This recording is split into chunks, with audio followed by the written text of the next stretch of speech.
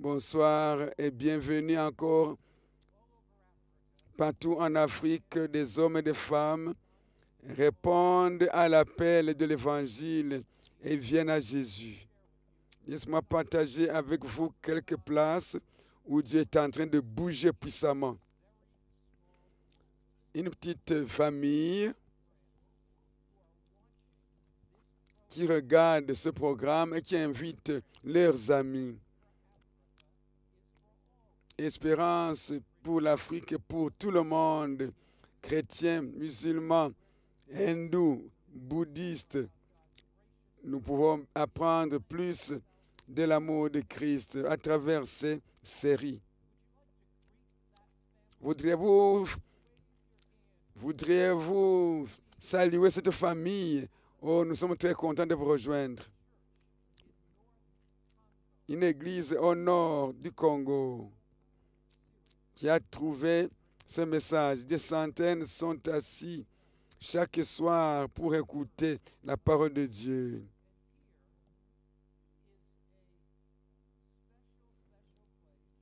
Une place spéciale au sud du Kenya. Ils ont installé un écran dans un marché. Les gens viennent acheter à manger, mais dès que nous commençons le message, ils suivent le message. Voilà une église au Sud-Soudan.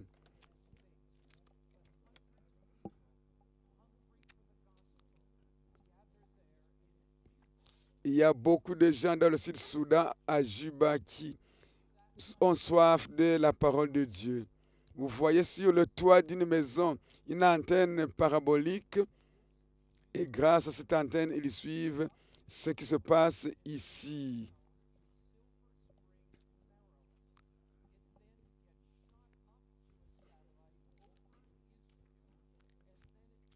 Le message va d'abord en Amérique, puis va en Amérique à travers les satellites, et puis ils arrivent au Sud-Soudan. Le signal va au satellite, dans l'espace, en Amérique, et puis en Afrique du Sud, en Israël plutôt, et puis vient en Afrique. 49 secondes seulement. Dieu est en train d'utiliser la technologie pour terminer son message. Voici 60 membres qui ont été baptisés à Kisangani dans une prison. À Kisangani dans une prison. 60 prisonniers ont été baptisés pour suivre Jésus-Christ.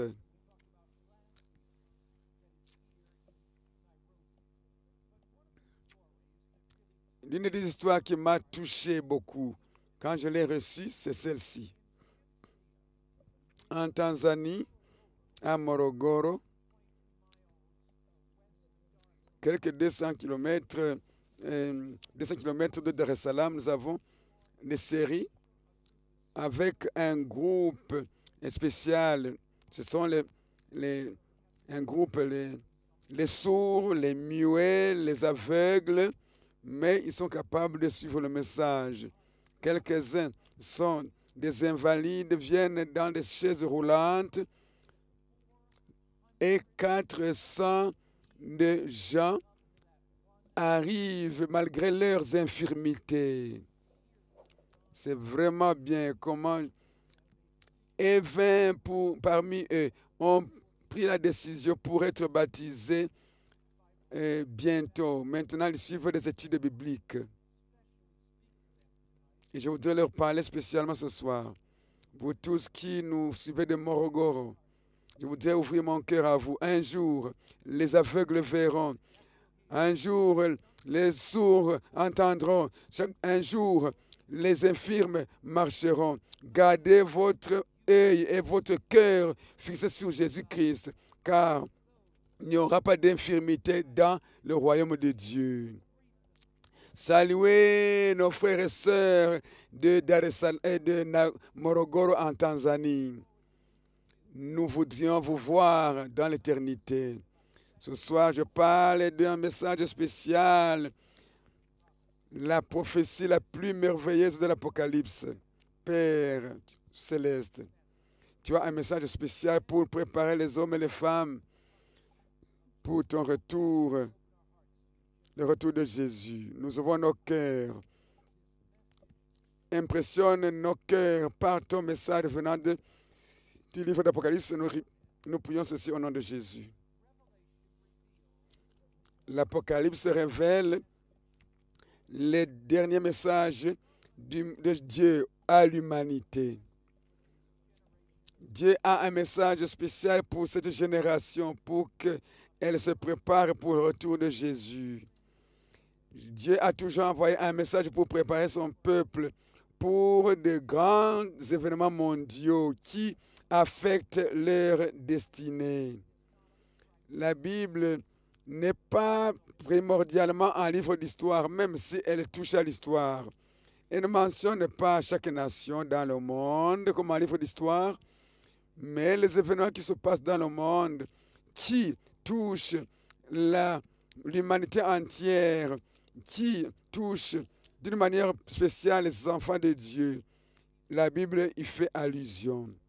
Avant la destruction du monde par les eaux, Dieu a suscité Noah avec un message spécial pour préparer le monde pour la destruction du monde par les eaux.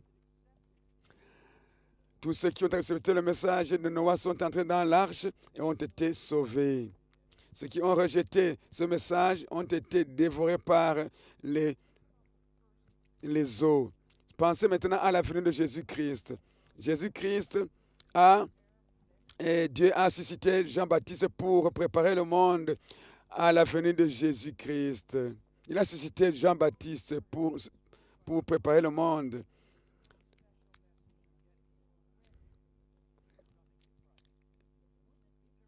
Ça aurait été vraiment bizarre si Dieu n'envoyait pas un message à Jean-Baptiste pour préparer le monde pour la première fois lorsque Jésus est venu et qu'il n'a pas de message pour le dernier retour de Jésus.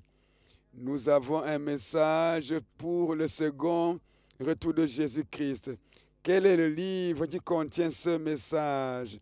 Quel livre de la Bible? L'Apocalypse, le dernier livre de la Bible, est spécifiquement destiné par Dieu pour préparer un peuple pour le retour de Jésus-Christ. Dans le chapitre 14, il y a un message très important pour nos temps, comme il était au temps de Noé. Apocalypse 14 est important pour cette génération, comme le message de Jean-Baptiste était important pour les hommes de sa génération. Jean, il est exilé à l'île de Patmos. Il regarde dans les cieux, il a une vision. Et Jean dit, Apocalypse 14, verset 6, « J'ai vu un autre ange qui volait par le milieu du ciel. » Qu'est-ce qu'il faisait, l'ange? Il volait. Il voulait. Il ne flottait pas, il volait. Voler signifie la vitesse, la rapidité et l'urgence. Il volait par le milieu du ciel ayant un évangile éternel pour l'annoncer aux habitants de la terre, à toute nation, à toute tribu, à toute langue et à tout peuple. Ça, c'est un message urgent qui n'est pas pour une seule langue, pour une seule tribu, pas pour une seule ethnie, mais pour toute l'humanité, qui va donc à tous les confins de la terre. Si ce message est destiné à toute l'humanité, donc c'est un message très important auquel il faut faire beaucoup d'attention. Ce message doit pénétrer les océans, les les lacs, les mers, les forêts, les cités, les villages, chaque nation, chaque langue, chaque tribu, chaque peuple doit entendre ce message. C'est un message universel, un message pour toute l'humanité.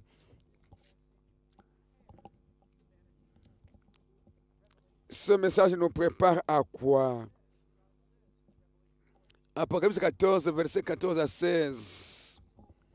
Je regardais, voici, il y avait une nuée blanche, et sur la nuée était assis quelqu'un qui ressemblait à un fils de l'homme, ayant sur sa tête une couronne d'or, et dans sa main une faucille tranchante. Et un autre ange sortit du temple qui a une voix forte à celui qui était assis sur la nuée. Lance ta faucille et moissonne, car l'heure de moissonner est venue, car la moisson de la terre est mûre. Et celui qui était assis sur la nuée jeta sa faucille sur la terre, et la terre fut moissonnée. Donc, un ange vient comme pour moissonner la terre. Qu'est-ce que cela signifie?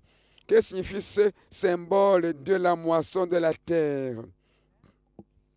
En Matthieu, Jésus explique, le malin, le méchant, un ennemi a planté la mauvaise semence pendant que les gens dormaient. La moisson, c'est la fin du monde. Et les moissonneurs, ce sont les anges. Donc, l'Apocalypse 14, versets 6 à 12. C'est le message qui prépare le monde à la moisson de la terre ou du monde. C'est le message pour la dernière génération, pour la préparer au retour de Jésus-Christ. Lorsque ce message sera complété, sera porté au monde entier, eh bien, Jésus-Christ va revenir. C'est un message aussi important que le message du temps de Noé pour préparer un peuple pour être debout quand Jésus-Christ revient. Je vis un autre ange qui volait par le milieu du ciel ayant un évangile éternel. C'est un évangile éternel, un message de la vie de Jésus-Christ qui est né, qui est mort sur la croix, qui est mort et qui est ressuscité. Et s'il est mort et ressuscité, nous aussi, nous allons ressusciter. C'est un message qui montre que Christ est mort pour nos péchés. Il a supporté la honte. Il est mort parce qu'il nous aime. C'est le message qui exprime l'amour de Dieu. Jean 3, 16. Lisez ceci, parlez avec moi dans votre langue. Car Dieu a tant aimé le monde qu'il a donné son Fils unique, afin que quiconque croit en lui ne périsse point, mais qu'il ait la vie éternelle. C'est ça l'évangile éternel. Dieu a tant aimé le monde et il a donné son Fils unique. Jésus-Christ a quitté les joies célestes, l'adoration des anges au ciel. Il est venu pour mourir afin que tout ce qu'il... Un jour, je parlais aux Philippines.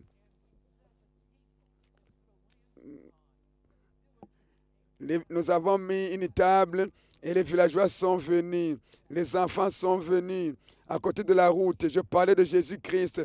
Je parlais de ce texte. Dieu a tant aimé le monde qu'il a donné son Fils unique afin que quiconque croit en lui.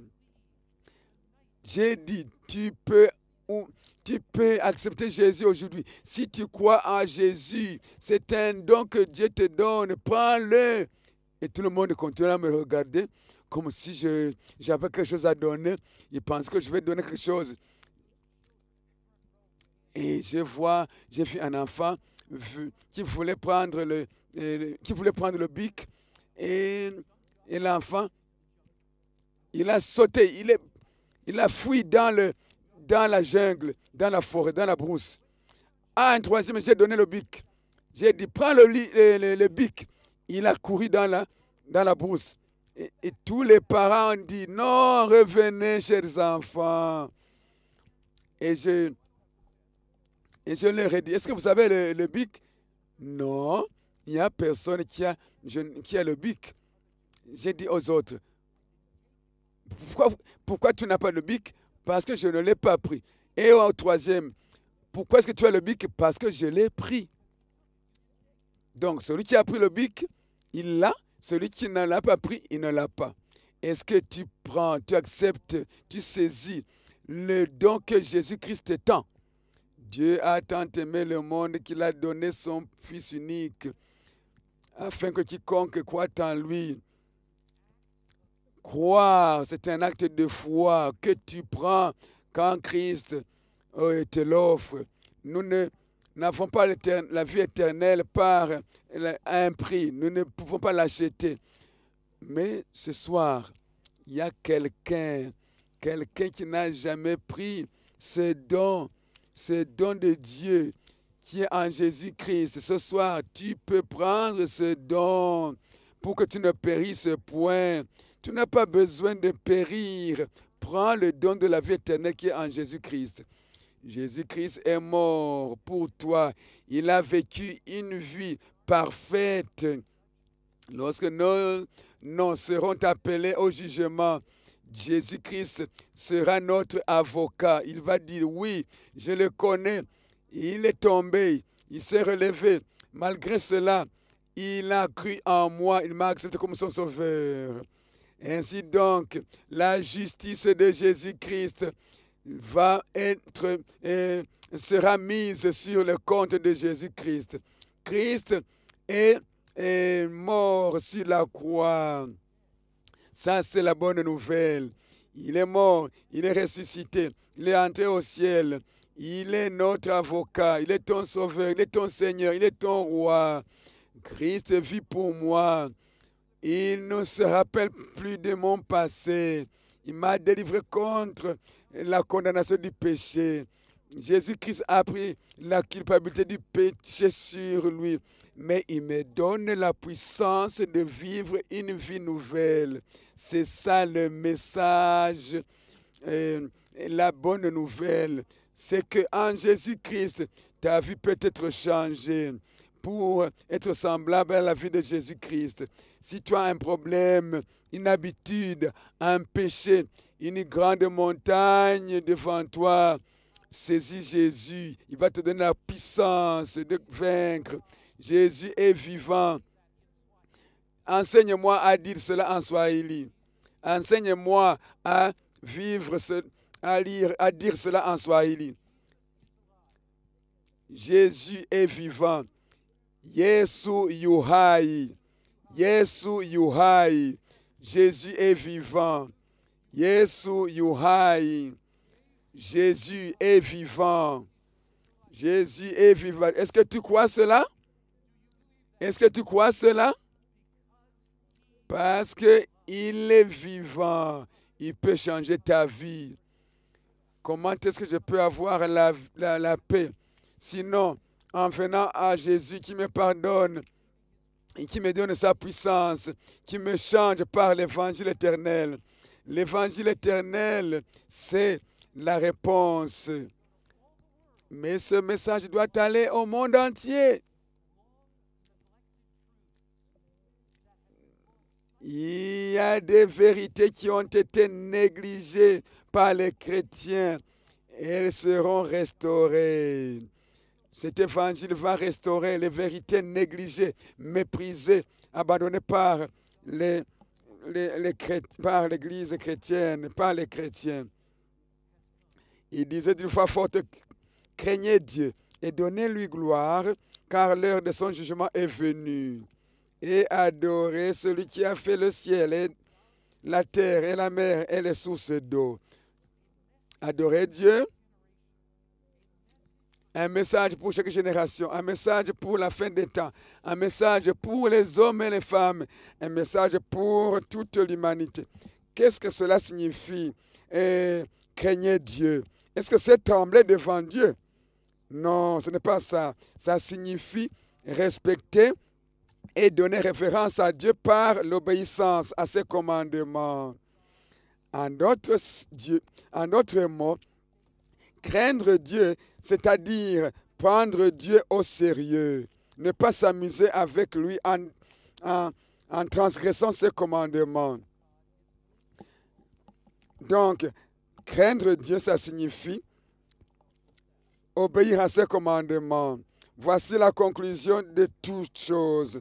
Crains Dieu et garde ses commandements, car c'est ce que doit tout homme.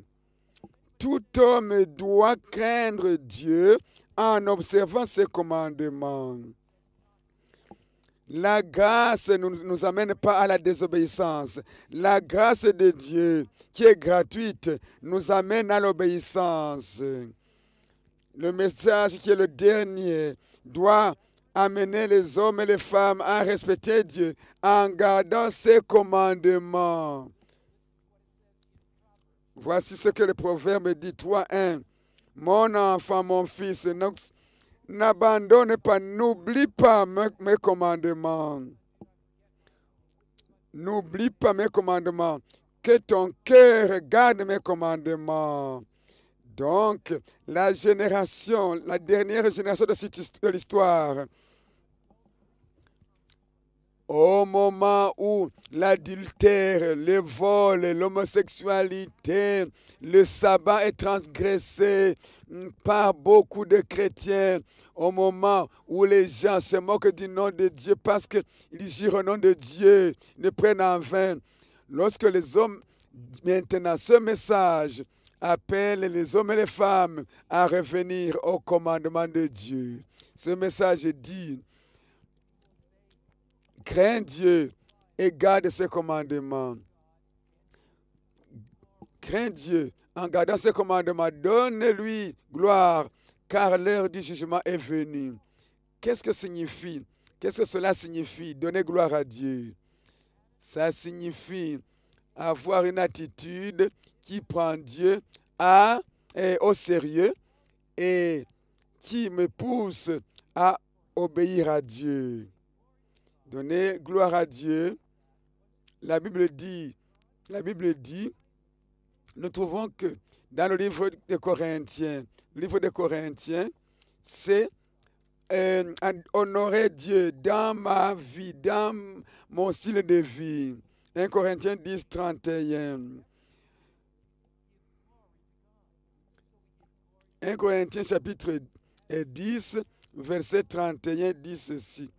Quoi donc que vous mangiez, soit donc que vous buviez, soit donc que vous fassiez quelque autre chose, faites tout pour la gloire de Dieu.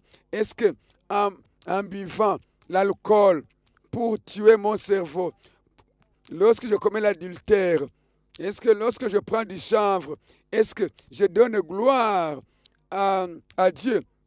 Lorsque je vis avec la femme d'autrui, lorsque je commets l'adultère, la fornication, est-ce que je donne gloire à Dieu? Les personnes qui ont été sauvées par grâce sont amenées par cette grâce à observer le commandement de Dieu. C'est ça, donner gloire à Dieu. C'est pourquoi nous avons un message de la santé, pour être en bonne santé, pour être en mesure de suivre les commandements de Dieu. Le message de Dieu nous prépare à recevoir, à rencontrer notre Seigneur Jésus-Christ quand il vient sur les nuées. C'est ça le message de la dernière génération et pour toute l'humanité. Jésus-Christ nous donne la puissance de changer nos habitudes en mangeant les choses, en buvant les choses qui ont été recommandées par Dieu. Adore Dieu, celui qui a créé les cieux et la terre et les sources d'eau. Qu'est-ce que cela signifie? Qu'est-ce que cela signifie? Qui a créé les cieux et la terre et tout ce qui est.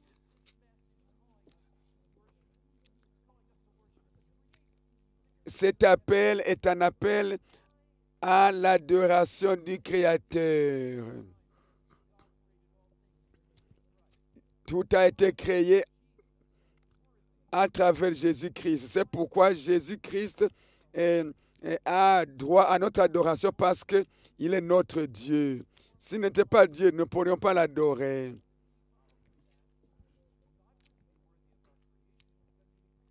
Si Dieu n'avait pas créé, il n'aurait pas droit à notre adoration. La Bible nous dit, Dieu nous a créés. Nous n'avons pas existé par hasard. Et comme Dieu nous a créés, il a droit à notre adoration. Je n'ai pas choisi de vivre une vie. La vie est un don de Dieu. La vie, c'est quoi? C'est le don de Dieu. Est-ce que vous avez choisi de naître? Est-ce que tu as choisi de naître? As-tu choisi de naître? Est-ce que tu aurais aimé vivre et plutôt être créé vache, être créé un arbre? Non. Dieu nous a créé des êtres intelligents. C'est pourquoi nous pouvons choisir Dieu. Je ne peux pas choisir d'être un moustique.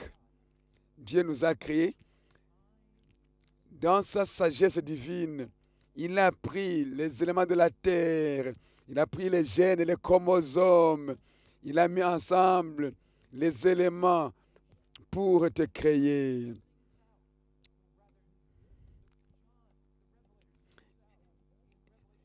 Et Jean dit, 4, 11, tu es digne, ô Seigneur Dieu, car tu as droit, tu es digne de recevoir honneur et gloire et puissance, car tu as créé toutes choses et c'est par toi qu'elles existent. Il a créé tout, y compris l'homme. Pourquoi est-ce que nous l'adorons? Parce qu'il est créateur. Et nous l'adorons en gardant le 7e commandement qui nous rappelle la création. Nous observons le 7e commandement qui nous dit, souviens-toi du jour du sabbat pour le sanctifier. Pourquoi Dieu dit, souviens-toi? Parce que pendant 6 jours, tu dois travailler, mais le 7e jour, c'est le sabbat de l'Éternel ton Dieu. Tu ne feras aucun ouvrage. Ainsi, l'Apocalypse, ce dernier message à l'humanité, nous ramène à l'observation du sabbat. Adorer celui qui a créé les cieux et la terre. En d'autres termes, nous craignons Dieu en gardant les commandements. Nous glorifions Dieu en gardant notre santé en forme. Et nous adorons le Créateur en nous souvenant du sabbat qui est le mémorial de la création. Donc nous avons 3 choses. Ce message dit, obéis à Dieu. Le deuxième, glorifie Dieu. Troisième, adore Dieu. Ce message nous dit ce que nous devons faire, pourquoi nous devons le faire et pourquoi il est important de le faire. Parce qu'il est le Créateur, nous lui obéissons. Parce qu'il est le Créateur, nous le glorifions. Parce qu'il est le Créateur, nous l'adorons. Ce message nous dit pourquoi c'est très important. 14, 7. Crains Dieu et donne-lui gloire, car l'heure de son jugement est venue. Ce message dit, l'heure du jugement de Dieu est à la porte. La destinée de chaque homme, de chaque femme est bientôt décidée et aura été décidée avant la venue de Jésus-Christ. Nous vivons dans les dernières heures de cette planète. Nous ne vivons pas dans les temps habituels. Nous vivons dans des temps exceptionnels. Donc, l'Apocalypse, c'est un livre de choix. C'est un livre qui nous conduit à être préparés pour le retour de Jésus-Christ. Ainsi donc, notre destinée est scellée. Notre destinée est scellée maintenant. La Bible nous dit, Apocalypse chapitre 22, verset 12, « Voici, je viens bientôt, et ma rétribution est avec moi pour rendre à chacun selon ce qu'est son œuvre. Donc, Jésus-Christ arrive avec sa rétribution. Il doit y avoir un jugement avant le retour de Jésus-Christ pour déterminer quel type de récompense les hommes et les femmes recevront quand il arrive, quand il revient. Quand Jésus-Christ revient pour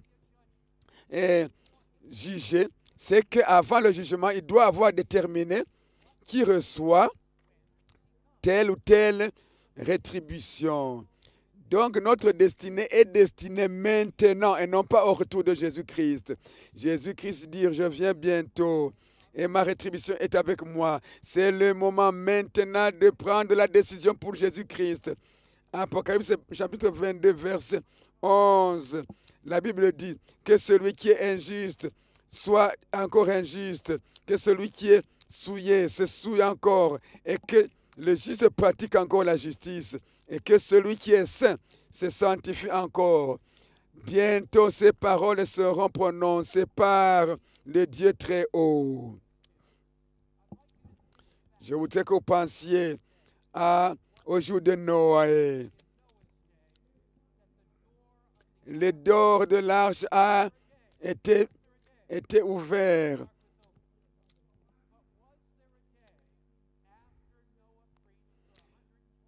Il a prêché pendant 120 ans. Il a prêché en disant que la porte est ouverte. Est-ce que quand la porte était fermée, est-ce que quelqu'un a pu entrer? Personne n'a pu entrer. Maintenant, aujourd'hui, l'approbation, le temps de grâce est encore là. La porte de la grâce est ouverte. Celui qui veut être sauvé peut être sauvé. Mais il y aura un jour où la porte de la grâce sera fermée. Elle sera fermée, non pas parce que Dieu ne nous aime pas, mais elle sera fermée parce que toute personne a déjà pris sa décision.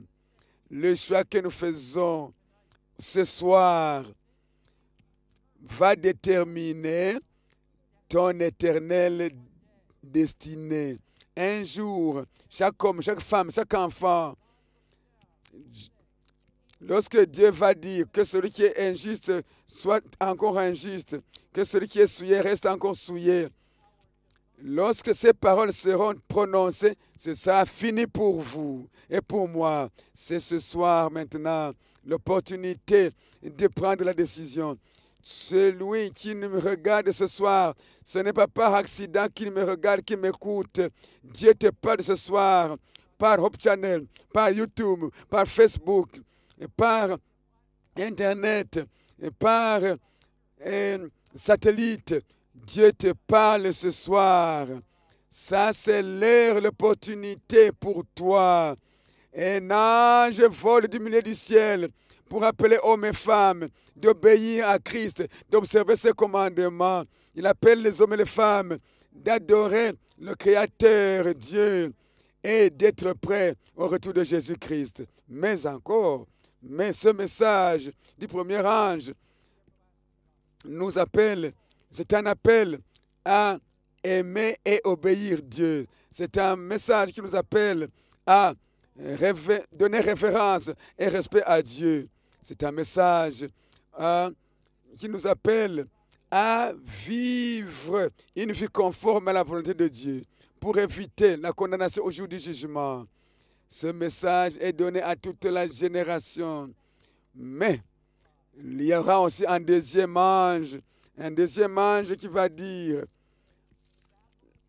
ce message dit, Babylone est tombée, cette grande cité qui a fait boire toutes les nations du vin de son impudicité. Dans la Bible, le vin représente les fausses doctrines. Qu'est-ce qui se passe quand tu bois du vin? Tu deviens ivre, tu ne peux plus bien penser. Un jour, j'étais à Chicago, j'étais en train de prêcher et le vin de Babylone et un homme qui étaient ivres, lorsque j'ai fait l'appel en disant, oh, le vin, l'alcool vous enivre et vous empêche de bien penser, vous empêche de penser. Et il s'est levé en disant, oh, tu as raison, pasteur, ce que tu dis est vrai. Au fait, quand quelqu'un est ivre, il n'a plus l'intelligence. Maintenant, le vin dont on parle ici, ce sont les fausses doctrines qui forcent les gens à suivre des doctrines qui sont contraires à la Bible. Si tu ne veux pas boire le vin de l'impudicité de Babylone, viens à l'évangile, viens aux vrais enseignements qui vous demandent de prendre votre santé, votre corps en bonne santé, votre vie en bonne relation avec Dieu. Jésus dit, viens, viens. Jean 17, verset 17 dit, sanctifie-les par ta vérité. Ta parole est la vérité. Quitte, abandonne les fausses doctrines, les traditions de ce monde, les mensonges que Satan a semés dans les églises. Viens maintenant à la vérité pure. Ne comprenez pas la vérité biblique. Et le troisième ange dit, il dit d'une voix forte, le troisième ange, il dit, si quelqu'un adore la bête et son image et reçoit une marque sur son front ou sur sa main, il boira aussi, lui aussi, du vin de la fureur de Dieu, versé sans mélange dans la coupe de sa colère, et il sera tourmenté dans le feu et le soufre devant les saints anges et devant l'agneau. Si tu bois le vin de Babylone, c'est-à-dire les mensonges, les fausses doctrines, eh bien, tu seras brûlé avec Satan. Apocalypse 14, verset 12. C'est ici la persévérance des saints qui gardent le commandement de Dieu et le commandement et la foi de Jésus. C'est ici la persévérance des saints qui gardent le commandement de Dieu et la foi de Jésus-Christ. Les hommes et les femmes qui ont été sauvés par grâce ne font pas de compromis. Ils gardent le commandement de Dieu sans enlever un seul commandement. Apocalypse chapitre 14, verset 7. La Bible dit, adore le Créateur. Le 14, 9, n'adore pas la bête. 14, 7, adore le Créateur. Et ceux qui n'adorent pas la bête gardent le commandement de Dieu et la foi de Jésus-Christ. En d'autres termes, le dernier message est vraiment enveloppé dans cet évangile éternel. Ne ratez jamais un seul message de toute cette série, parce que ce message nous prépare au second retour de Jésus-Christ. La Bible nous dit, n'adore pas la bête. Dieu dit, j'ai un peuple qui va m'obéir. Lorsque la marque de la bête sera forcée aux gens, il y a un peuple qui va m'obéir, qui ne va pas accepter de compromis. À travers la grâce, par la grâce et à cause de la grâce, ces gens-là ne vont pas accepter de faire des compromis. Par la grâce, par la puissance, à cause de la puissance de Dieu, ces gens-là ne vont pas faire de compromis. Ils vont se mettre debout pour obéir et appeler les autres à obéir. Ils vont appeler les hommes de toutes les nations, toutes langues, toutes tribus, tout peuple, pour dire obéissez à Dieu et ne suivez pas les mensonges de Babylone. C'est un appel ce soir de se donner complètement à Dieu, de ne pas faire des compromis avec le mal. Si ce soir, si tu es debout pour Jésus, si tu laisses Jésus-Christ et tu ne suis pas Jésus et tu continues dans le péché, comment seras-tu debout dans les persécutions des derniers jours, dans les tentations des derniers jours? Si aujourd'hui que tu es libre dans la foi, tu ne peux pas choisir pour Jésus, comment pourras-tu prendre la décision pour Jésus-Christ au dernier jour? C'est aujourd'hui que Jésus-Christ, que Dieu prépare son peuple pour prendre une décision pour Christ. Voudrais-tu prendre la décision? Un jeune homme, un petit garçon, et il était en train de traverser la route. Il a été écrasé par une moto. Il était en train de saigner. Les professionnels médicaux l'ont trouvé. Ils l'ont amené à l'hôpital. Il avait besoin de la transfusion sanguine. En ce jour-là, lorsque les docteurs cherchaient du sang, ils prenaient la main de quelqu'un qui a le même groupe sanguin, ils mettaient une aiguille et le sang coulait dans un tuyau jusque dans l'autre qui recevait le sang. Et ce garçon était en train de mourir. Ce garçon avait besoin de sang. On a cherché un donneur. Ils nous ont trouvé un seul. C'était le père du garçon. Et le père a dit, il est venu dans la salle d'opération. Et quand il était dans la salle d'opération, il a dit, docteur, on lui a dit, ton sang va sauver la vie de cet enfant, de ton enfant. Ils ont fait un petit trou. Le sang a commencé à couler dans un tuyau vers ce garçon. Et le père, regarda le sang couler et entrer dans le corps de son fils. Il a dit au docteur, docteur, si tu as besoin de tout mon sang, prends tout. Si tu as besoin de tout mon sang, prends la dernière goutte de mon sang. Je suis prêt à mourir pour mon fils. Lorsque Jésus-Christ a été cloué sur la croix, avec des clous dans les mains, et sur le front, et sur les pieds, le sang coulait de ses mains. Il a dit, Père, Père, prends chaque goutte de mon sang à cause de mon peuple, à cause des personnes que j'ai créées. Jésus-Christ a dit, je veux que ces gens-là soient au ciel avec moi. C'est pourquoi je leur donne tout mon sang. Jésus n'a rien retenu à cause de nous. Il n'a rien laissé.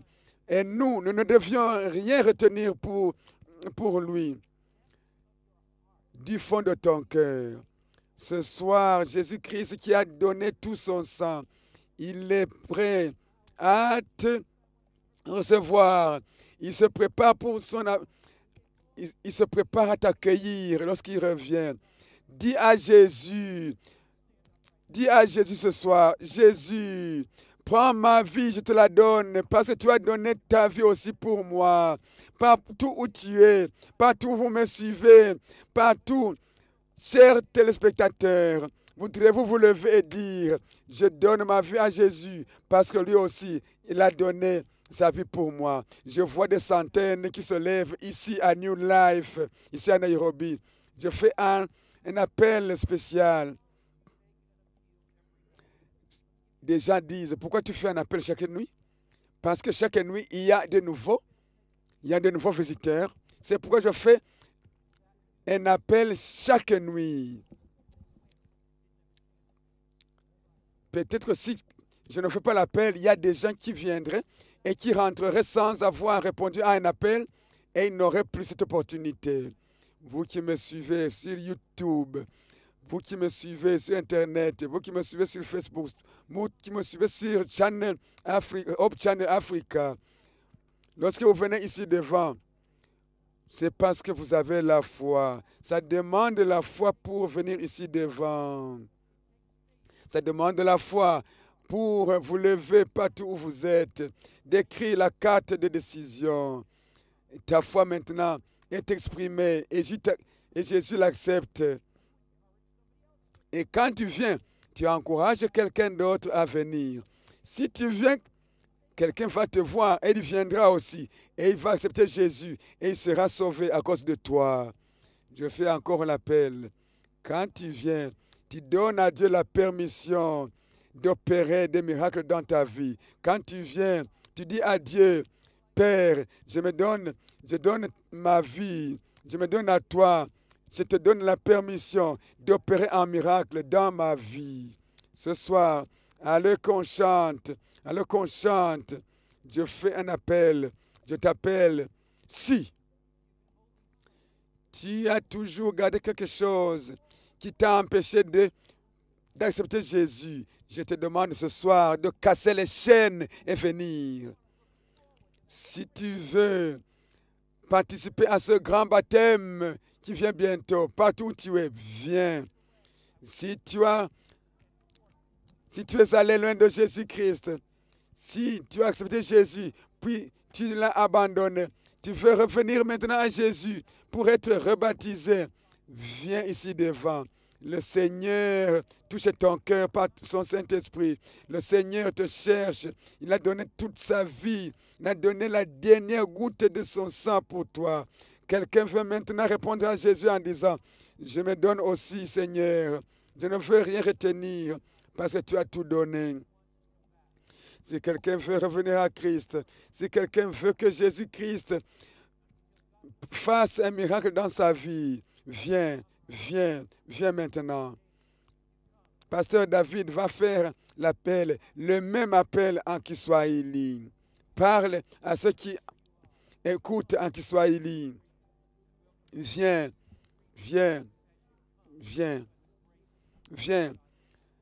accepte la grâce de Dieu aujourd'hui. Dieu te donne sa grâce. Dieu va toucher. Dieu veut toucher quelqu'un ce soir. Dieu veut opérer un miracle dans la vie de quelqu'un ce soir. Viens. Alors que tu viens, tu dis, Père, je te donne la permission d'opérer un miracle dans ma vie. Viens. Nous allons prier spécialement pour vous. Tu auras la force, même si tu as des difficultés, même quand les enseignements mensongers, les fausses doctrines seront prêchées, tu pourras résister à cause de la prière qui sera offerte pour toi ce soir. Donne ta vie à Christ pour le baptême. Démontre ta foi par l'obéissance à Jésus. Donne ta vie à Jésus partout où vous nous regardez, dans les sites lointains, en Afrique, en Amérique, en Asie, en Europe, partout où vous nous écoutez. Donnez votre vie à Jésus-Christ. Peu importe la vie que tu as menée, si tu viens à Jésus-Christ, il te pardonne comme il a pardonné à Marie Magdalène en disant, va. Tes péchés sont pardonnés, mais va et ne pêche plus. Les serviteurs de Dieu sont ici devant. Prends la carte de décision. Tu peux écrire ton nom et tu peux dire, je veux étudier davantage. Ou encore,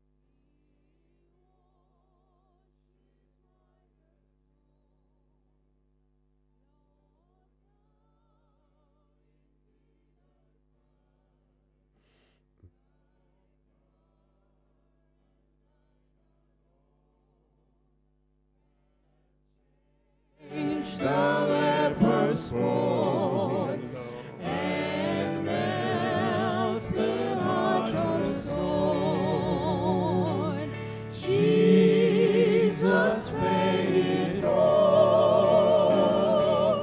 All to Him I owe. Sin had left a crimson stain. He washed it white as snow. We're going to pray just now. Those of you that have come forward, all of heaven is Père, smiling. le Père éternel a un Jesus sourire looks à down ses at you, lèvres. Jésus-Christ and there is est joy très in content. his Il y heart. aura la joie. Il y a Because la the joie Bible dans son says cœur. there's joy Car la in Bible dit, heaven il y a la joie au over ciel one pour un seul pécheur qui vient à Christ. smiling. Le ciel Who knows the est en plein sourire à cause de vous. Si vous voulez être baptisé, les anges chantent de joie à cause de toi. Vous qui nous suivez par les écrans, je voudrais vous inviter ce soir, parce que le ciel se réjouit à cause de vous. Ce soir, nous allons prier pour vous et pour tout le monde. Quand nous venons à Christ, il ne nous abandonnera jamais, il ne nous rejettera jamais. Il nous prend par sa main. Il dit, celui qui te touche, il touche la prunelle de mon œil. Jésus-Christ dit, personne ne peut me retirer de mes bras, de ma main. Si tu fais un choix pour Jésus-Christ, personne ne pourra maintenant t'arracher de sa main. Père céleste, des centaines de milliers partout en Afrique et dans le monde entier, les gens ont entendu ton appel. Beaucoup sont venus ici devant, dans l'église de New Life. Je te présente chaque personne qui est venue. Tu connais chacun par son nom, tu connais son passé. Tu connais la raison pour laquelle la personne est venue. Certains veulent qu'on prie pour leurs problèmes dans la vie. Je ne connais pas. Toi, tu connais, mais tu as la puissance d'opérer des miracles dans leur vie, selon ta volonté et ta providence divine. Je prie maintenant pour eux. Certains sont venus parce qu'ils veulent donner leur vie à Jésus-Christ. Oh Seigneur, je sais que tu les embrasses avec tes bras ouverts, les armes, les bras de ton amour. Et tu leur parles à l'oreille, à leur cœur. Tu leur dis, je t'aime. D'autres sont venus pour manifester leur volonté d'être baptisés. Aide-les à garder cette décision jusqu'au baptême. Je prie au nom de Jésus. Demain soir, nous continuons sur le sujet sur la prophétie de l'Apocalypse, les prophéties de l'Apocalypse. Nous continuons demain. Tous ceux qui se sont donnés, suivez-moi, suivez-moi, suivez-moi pour une prière spéciale de vos pasteurs. Suivez ce pasteur, il va vous diriger, il va vous guider. Vous allez prier ensemble pour tous